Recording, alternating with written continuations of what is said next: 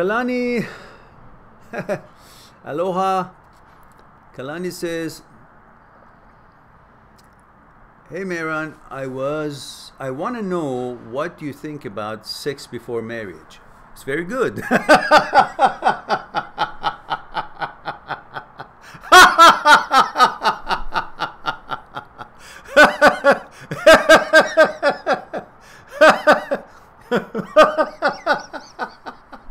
Well, you know, given the proper circumstances and the consent of the both sides and legal age, it should be a pleasant experience.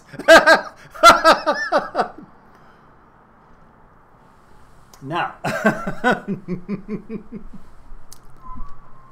there's pros and cons about that.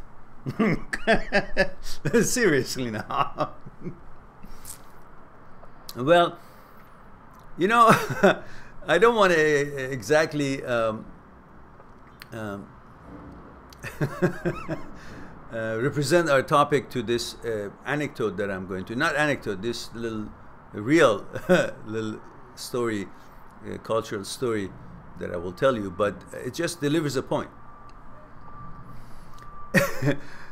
If you're going to, and don't think this is about, you know, we're not talking about comparing this analogy to a person's life or the value and respect for a person's people, but it's just a way to use to deliver a point. When you want to go and buy a watermelon in Persia, when I was growing up, I remember that there was a way to tell. They would either, you know, fling on the watermelon, and depending on the sound that it made, it was a maybe acoustic sound, a sound, not a thump thump, but a little sound of you know, not a thump, but a you know, maybe a echoey that seemed like that inside was red and sweet. And often you would believe that, or you press against the, I don't know, the watermelon, I think it would maybe make some sound of ripeness, or you hit on it and it'll be very tight and ready to burst. They're all indications that is ripe and red and sweet inside. But you would take it home and it turned out to be not so red or not so sweet. So then they went one step further, and the merchants who were so confident about the watermelon's quality would say, okay, we'll sell it to you with the condition of you don't have to buy if it's not sweet. So we cut it open, a little bit of it, and you can taste it. If it was good, you buy it. If it wasn't, you don't have to buy it. So that seemed reasonable because then, you know, it was reasonable to the merchant because it said, well, then they're on the hook to buy if I cut it and it was sweet. They can't change their mind. And it was good for you because you'd know that you're buying something that is definitely sweet, red and sweet. So that cutting it open and testing it was something to know, what's this all about? Am I putting my money where it should be appropriately, or is it a risky thing? Now, in relationships, if you don't have sex before marriage, it's very good because you're always hoping that it will be sweet experience like the watermelon, but there's no guarantee. But it does entice you to buy the watermelon. It entices you to actually go through it because you don't know and you hope it will be, and it looks like it's green and it's all well shaped and the watermelon looks all good, and so it should be good. So that gives you that hope, even though you don't know what's inside, but you're willing to take the risk because you're excited to know, and everything looks good from outside, so you feel inside should be good too, meaning the whole experience of it would be good. So it will be an encouragement not to have sex before marriage, to go through the marriage, because that would be the catapulting factor, that you want to know, you're excited about that experience, and you know it's sweet and wonderful. That's what marriage is supposed to be, and therefore that encourages you, not having had sex, with each other, then it encourages you to want to get married.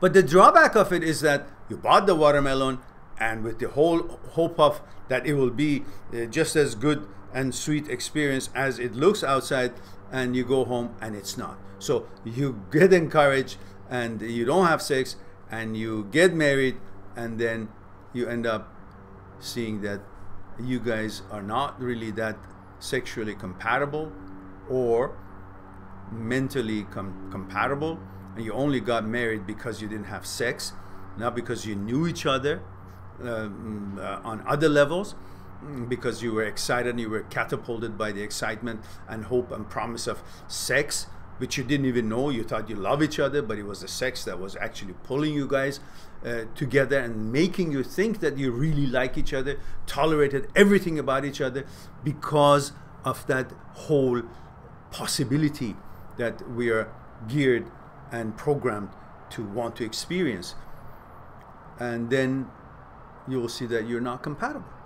But having had sex when you're at legal age and consensual on both sides, and both are willing and comfortable with each other to have that experience before marriage, it may actually be something that would add to your way of being sure that you are getting married for the right reasons, not just because you haven't had sex and you don't know what it is, and you're just going through it because you really back of your mind want to have sex, but you don't know it.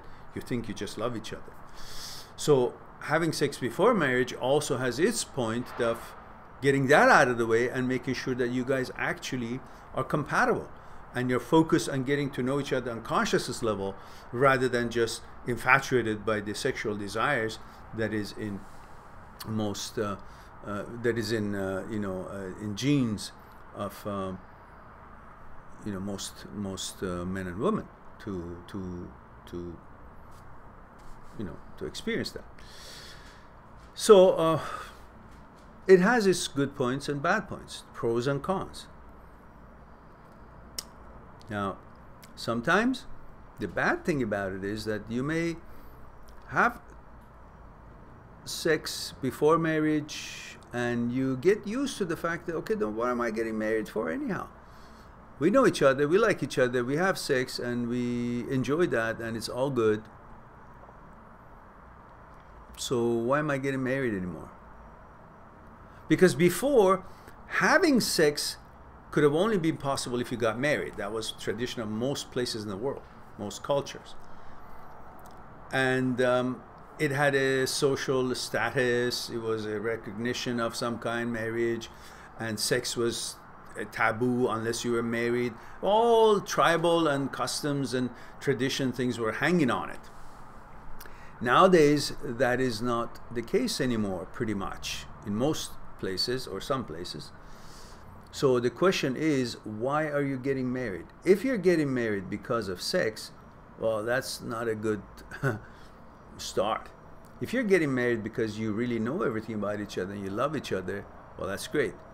But if you're going to have sex and then change your mind, well, I've had sex now with her, so I don't really think that I want something else, because now you've had this, now you want something else. If you're that kind of person, well, that also is not good, because it means you really didn't know why you're getting married. If it was sex, and now that you had the sex, you don't want to get married, then your reasons for getting married was not legitimate to begin with. So you should find your reasons to get married to be different than just sex. At least sex would be an addition, but not the reason to get married. And also, you shouldn't use sex to encourage you to do something that otherwise you wouldn't do, which is the marriage. So all in all said,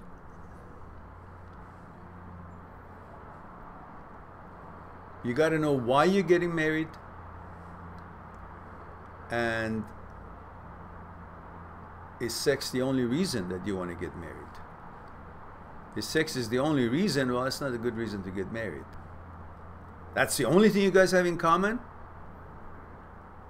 Well, that's trouble to begin with. But if you're getting married because you know each other well and you love each other and